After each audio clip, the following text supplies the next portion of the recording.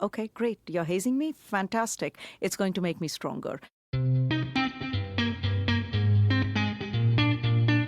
Welcome to Let's Talk, ladies, Conversations Across Generations. I'm MB Roberts, an author and journalist, and this is a podcast where we talk to women from their 20s to their 90s about a bunch of hot topics. We ask questions, share experiences, and learn from each other. And it's not just about older women giving advice. We want to know what younger women are thinking too. Today, I'm joined by co-host Katie Neal. So let's get talking. We discuss all kinds of things on Let's Talk, ladies. We've talked about women in business and how entrepreneurship has changed for women of different eras. We've talked about cooking and how a woman's place in the kitchen has evolved over the years. Right, Katie? We've talked about that. The two of us have talked about that a lot. It used to be a woman's job to cook. And now more and more women have the option to cook or not cook. And if they want to become a world famous chef or a cookbook author, restaurateur, they can. My co-host, Katie Neal, and I are famously challenged in the kitchen, but that doesn't stop us from talking to talented chefs. And today we're talking to one of the best in the world, Maneet Chauhan. Hi, Katie. Hello. I love talking to chefs. I find them fascinating, and I love chef memoirs. So there's just something about that life that seems very glamorous and cool to me. Oh, yeah. I can't imagine a more difficult job, like those hours, the pressure. I think that's why I don't like to cook, that kind of pressure, just to be absolutely perfect in the second. There's no room for error. I just really admire it. Well, if you watch the Food Network, then you know Maneet Chauhan. Do you watch Food Network, Katie? I don't really. Like, I have here and there, but the way I got to know Maneet is just that she opened a restaurant and then several restaurants here in town, and it was getting a lot of buzz, and tried it out, and Chauhan became one of my favorite restaurants and was for years, and still one of my favorites. So that's how I got to know her, really, as a restaurateur here. And I, had heard she was on TV and looked up some clips, but yeah. Yeah, she's really well known in Nashville and certainly all over We've now. had some great dinners with friends at her restaurant. So many good memories. Oh, her places are absolutely special and fantastic. Well, and also she's the host of a new show. It's called Maneet's Eats, among her many other ventures. She's a James Beard Award-winning chef, author, restaurateur, and, as mentioned, a Food Network personality. She's a judge on Chopped. That's where a lot of people know her from. And as a competitor, she's the two-time champion of Tournament of Champions. She won in 2021 and 2024. Wow. We're going to talk about that. And as mentioned, she's the co-owner of several Nashville restaurants, including our favorite, Chauhan. There's also a wonderful restaurant called Mockingbird here in town. Anyway, I'm flying solo on this one today. So let's meet Maneet. So Maneet, so glad to have you. So glad to have you on the podcast. Really, I'm so excited to be here. Thank you so much for inviting me. It's absolute thrill for us. So, did you cook breakfast this morning? Of course I did. I have two kids who are sitting outside, and my son is very particular. He comes down, he's like, I'm hungry.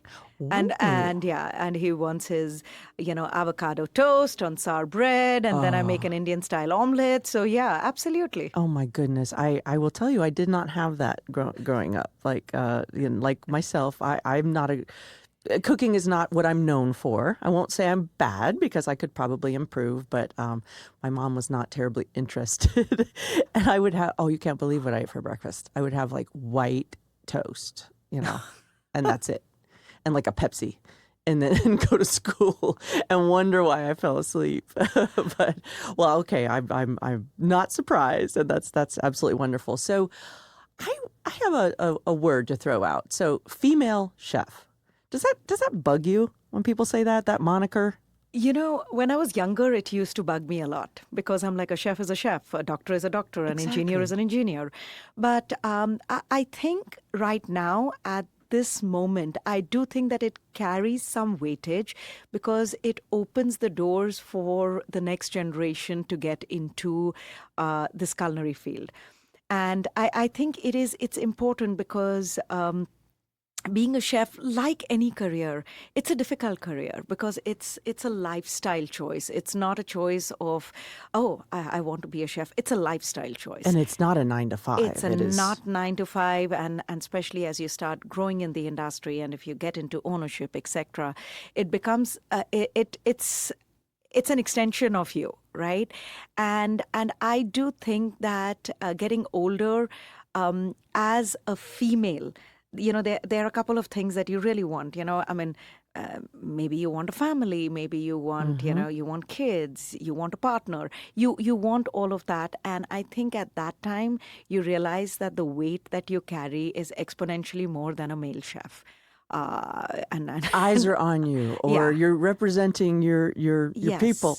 Yes, absolutely. And I think that it does.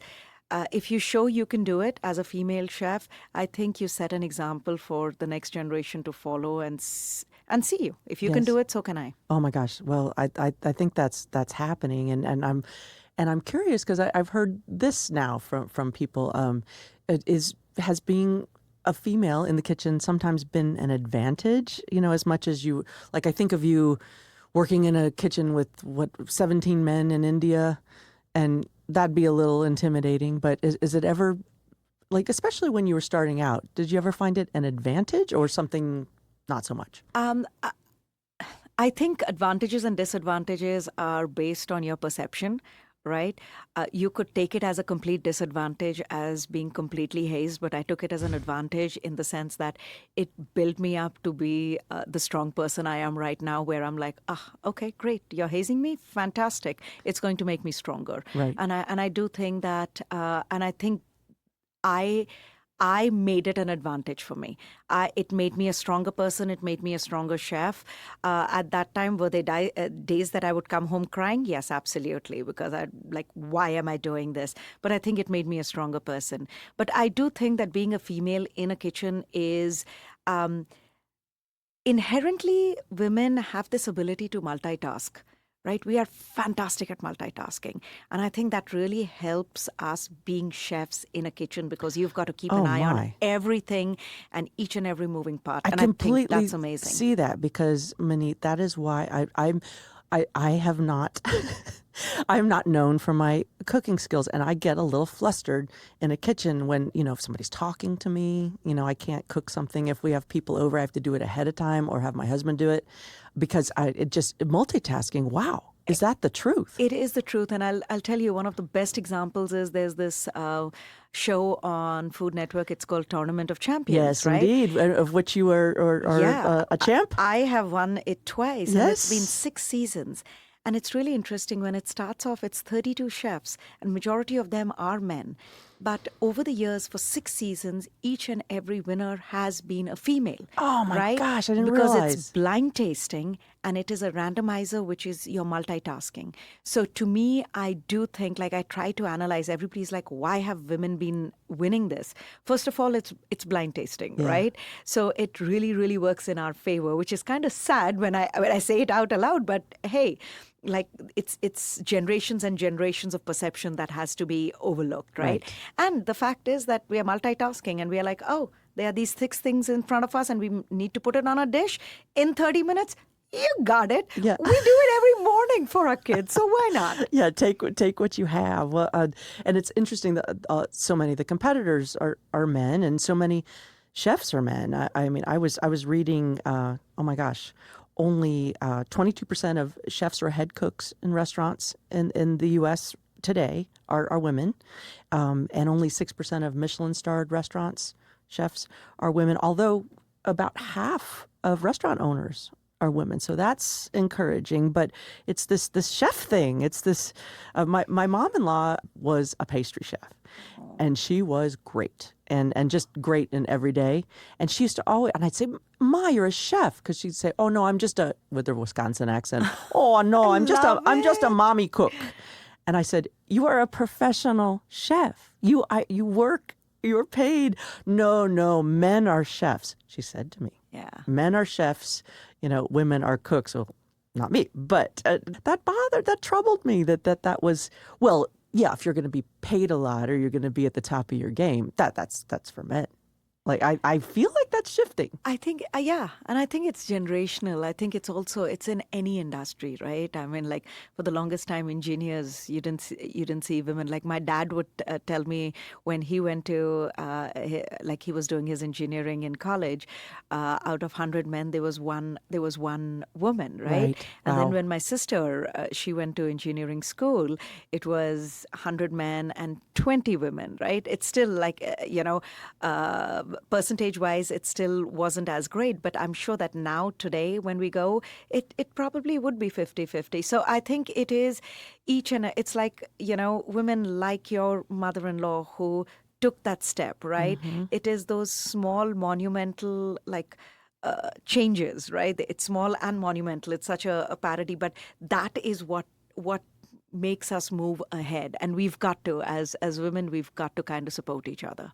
Absolutely. And so you did go to school in India and hospitality, Yes. and then made the big decision to come to the U.S. and to attend the Culinary Institute of New York, or excuse me, of America, the Culinary Institute of America in New York.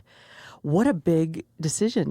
Had you not been to the U.S. yet? I had never been to the U.S., but I think, when I was growing up, being a chef was really not a cool career, right? It was, you are either an engineer or a doctor. Grew up in a really small community where, my dad an engineer, mom principal of a school. We were, our parents said the only thing we can leave for you is a really good education. So make sure you're at the best of whatever you do. And I think that's something which really stuck with me. So even when I did my undergrad in India, I went to the best hotel management school. Mm-hmm. And then I asked one of my chef instructors, which was the best culinary school in the entire world to go to. And without even batting an eyelid, he said the Culinary Institute of America. And that's what it was. I just put my heart and soul, and I'm like, I've got to get here. I'm going to figure out how it is. And it was a lot of, it's expensive. International students do not get scholarships. So there was a lot of loans. There was a lot of, it was a painful journey, but, eye on the prize. And I'm like, I've got to get here. I'll do what it takes. And I worked my butt off. Yep, and did so well. And how did you get the bug to want to be a chef at home? Here's your dad as an engineer. I think it was, to me, I always say that it was the love of eating, right? We grew up in a community where there were people from all over India, and each and every state in India has a very distinct cuisine of its own. So I would finish dinner at home, go over to my neighbors' houses, tell them that my parents hadn't fed me. Can I eat with you guys? And over here, I'm like, aha, just like this entire new world of flavors, which I think was incredible because I got to taste techniques and ingredients and spices that weren't cooked, that my mom wasn't cooking. But I think later on in life, I realized the reason why I got into cooking was because, one of my neighbors, she was from southern India. She didn't speak Hindi or English or Punjabi, which were the three languages that I spoke. Oh, wow. But I would go and spend hours and hours with her just in the kitchen, and she was cooking, and I was just absorbing what she was doing. And I realized that food is such a powerful language, right? You don't need to know the same language. You don't need to have the same beliefs. You don't need to even, have the same political viewpoint. You connect over food. And to me, I wanted that connection with people across the world. And that's why, to me, I always find it very easy to go to another country. And because it's so easy to connect with anyone over food, right? Oh, right. And I think that, to me, is very powerful. Oh my gosh, yes. And so, I mean, talk about connecting over food.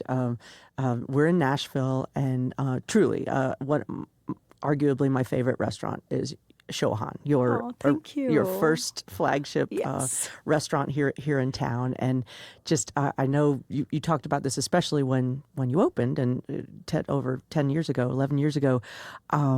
Just how was that bringing Indian food to a Nashville audience, because now I'm not disparaging my fellow Nashvillians, but it's a lot of meat and threes. It's a lot of Southern fried, not so spicy, and people have the Indian spicy, right? My husband said that. Oh, Indians, it's too spicy, and I'm like, some I know. not. Yeah. So how did you think deal with that? Like, it was really interesting when I got this call, like, would you like to open something in Nashville? My first reaction, my husband and I, we are business partners. We both looked at each other. We were like, who the beep goes to Nashville? Because at that time, and I'm talking about like 13, 14 years ago, when it really wasn't as cool as it is right now. There wasn't as much, because now there are many restaurants. And but we are also the kind of people that explore each and every option, right? Like our philosophy of saying yes has gotten us where we have, right? So we visited Nashville, and this was the time when BNA was that small airport, not the fancy airport it's right now, and we somehow fell in love with the city. I think there was a synergy in the city which reminded us of home. And that's interesting. Yeah, and we were living in New York. We had a 3-year-old daughter, and we are like, you know what? Fantastic. We are in the food mecca of the world. We are in New York. We'll open the restaurant. We'll commute once a month. It's an easy commute, and it'll be like a licensing deal, right? Best laid plans. The 6-month project took over 2 years because we are in the South and everything, we got this building, and then that didn't go work. A little slower. Yeah. And then we got the other building. And then when we started, renovating, you start finding all of these, the foundation needs work, all of that good stuff. Along the way, we also found out we were expecting baby number 2.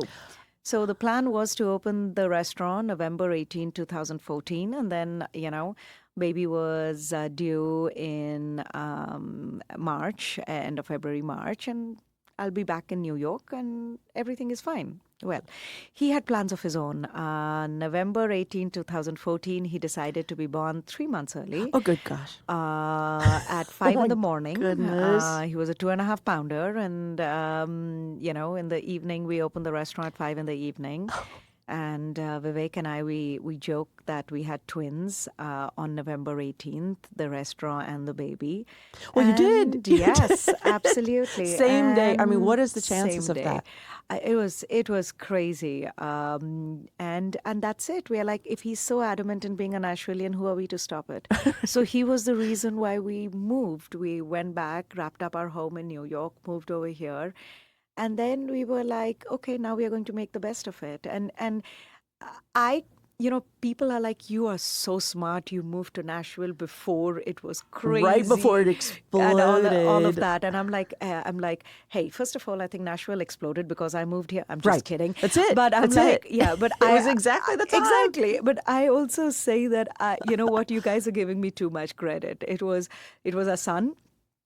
He, made us move over here, and we also named him Karma because you need, when you're going through this, you need some sense of humor, and he's our Karma, and we made the best of it, and it was the best move ever. And he's a little Southerner. I do hear you say y'all sometimes. Oh, yes, I love that. I mean, I think a lot of people make fun of it, but I do think that it is the most. It describes the South in just one word, right? It is like y'all. It is welcoming everybody. It's embracing everyone, and that's exactly how I felt when I moved here. Yeah, me too. We moved here 20 years ago, and then moved away and came back. But same, we had lived in New York, and my husband was from the Midwest, and just the friendliness, and I found that people would say, are you doing all right? And they'd wait for the answer, not like, how are you? Moving on, like living in New York. That used to be the craziest thing when I used to be, right? When I would be commuting between New York and Nashville, right? I would come to Nashville and I'm like just walking at New York pace, and everybody's like, hi. And I'm like, why are you what do you want from me? Right. And then when I would go back to New York, I would be like, I would look at people, I'm like, hi. And they would be like, what do you need from me? I'm like, uh-oh. You're like a crazy person. I know, when you don't shift. Like you're walking past, elbowing past people when you get down. I know. It's a wonderful place to live. Well, you still do a good bit of traveling back and forth. Gosh, so many people know you from the Food Network, and what a thing that has been. What a journey that has been. You talk a little bit about your new show, Maneet's Eats, which I Yes. have had the pleasure of seeing. So how did that come about? I think it was just a matter of, I think a lot of it happened during COVID when a lot of people were feeling very isolated. And I was cooking a lot, right? Because I was at home. And as I was cooking, I would just put a stand, put my phone on it, and I would just start cooking. And I'm like, this is what I'm cooking at home. And the number of people who really started engaging because they were like, oh, I didn't realize Indian food is this easy to make. And I'm like, yes, it is. And I think literally that's where it started from. And then Food Network was like, let's make like a YouTube series. And then that got really popular. And they're like, okay, can we we'll go ahead and thread this together and make it into a linear series. And to me, the whole idea was pretty much that people are so afraid of Indian food because, I mean, earlier, as you mentioned, right, like spicy, they are regional Indian cuisines which are hot spicy. But when we talk about spice is a word that gets so like misused in the sense people think spice, they think hot. But spices there are so many different kinds. They have such different personalities. They are sweet spices like, cinnamon or cardamom or star anise, right? They are smoky spices like cumin or black cardamom, right? They're grassy spices like, kasuri methi or fenugreek leaves or coriander. So the idea over here is to understand the spice and not get afraid of it. And that's where I really want to educate people, right? The food that we make for example, the chicken tikka masala, which is like people love it and they associate Indian food with, which by the way was invented in, London and I mean in England, not even in India. But the version that we make at the restaurant is a 3-day process because we're making 3 different sauces and, it's an involved process. And of course, people are going to be afraid of trying to make that at home if I show them how we make it from scratch. But over here, I'm trying to have everyday, people who've got 30 minutes and they're like, I want to make Indian food and I want to demystify that. And that's literally how it started, just to go ahead and move the curtain and show that, hey, listen, I am not making dishes at home which take me 3 days to make. I have kids who are hungry and I have half an hour and it's pretty much a chopped episode where I'm opening the fridge and I'm like, boom, There boom, you boom. go. This That is is what your I life. have. Okay, this is what we are going to do. Yeah, your life is a chopped episode. It's a chopped episode. Well, and it seems, I mean, just saying your life is a chopped episode. It just seems like you just roll with things so well. And, we're celebrating just your successes, women chefs' successes, but there's hard times too. There's restaurants that have closed. There's, how do you deal with those things? Just keep rolling? I mean, roll with it is definitely been my philosophy. And one of the mottos that I live with is nothing ventured, nothing gained. And failure is something that is a part of life, right? And is there heartache? Of course. Is there heartbreak? Of course there is, right? But the amount that you learn from failures is so much more powerful than what you learn from your successes. Oh my gosh, I completely Right? agree with that. I Yeah. completely, I just can't imagine.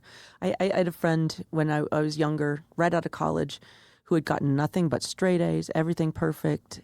And then she failed the MCATs. Right. And when she wanted to go into medical school, and I mean, she couldn't get out of bed Yeah. for 2 weeks. Yeah. And I looked at her and I said, I'm really sorry, but you're so smart. You're great. And I just thought of all the things I'd failed. Yeah. And I was glad for it because I think that does make you who you are. I struggled through school.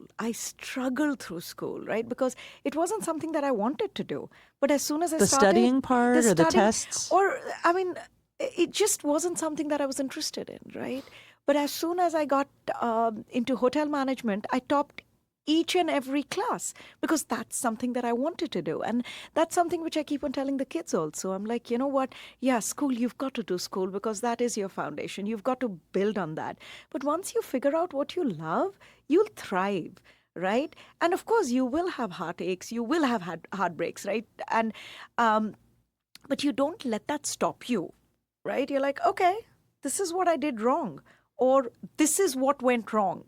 Right. And there are some things which are in your control, and there's some things which aren't. Like COVID wasn't in our control. Exactly. But still, we had to shut our restaurants down because of the after effect of it. Right.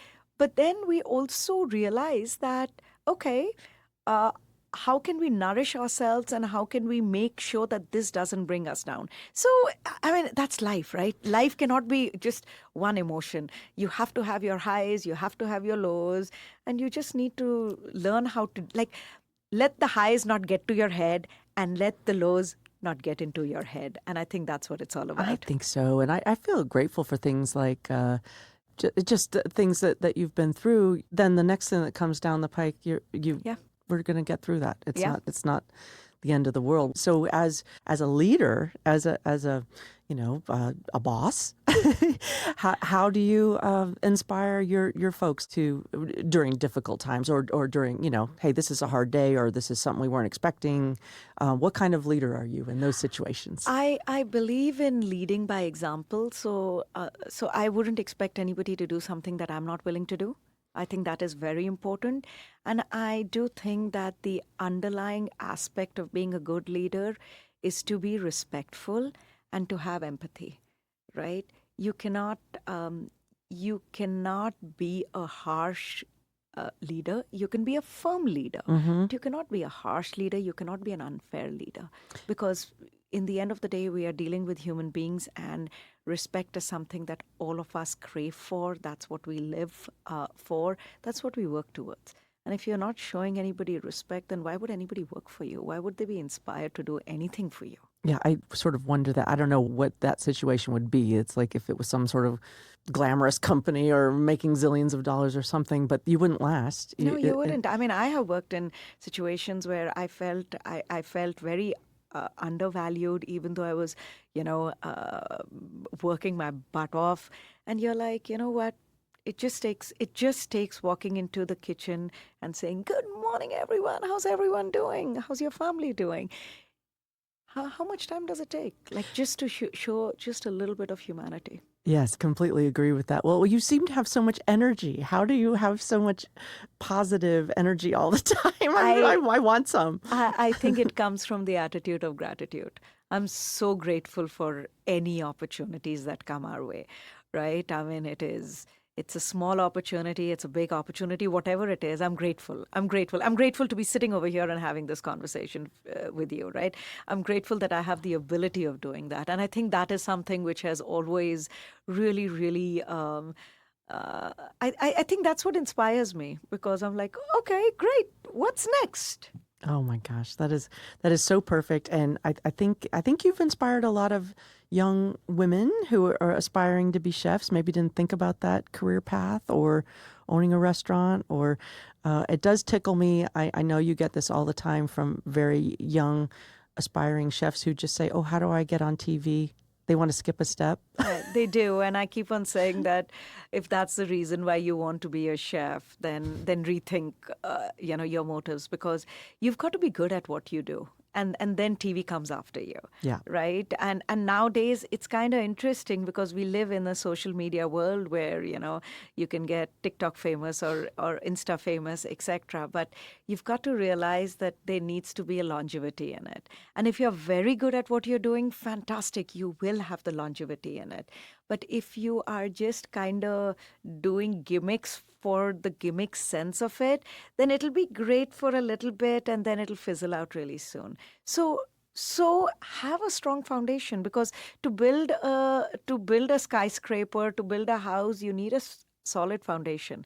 And if your foundation is not solid, then what are you going to build on? Whatever you build on will crumble.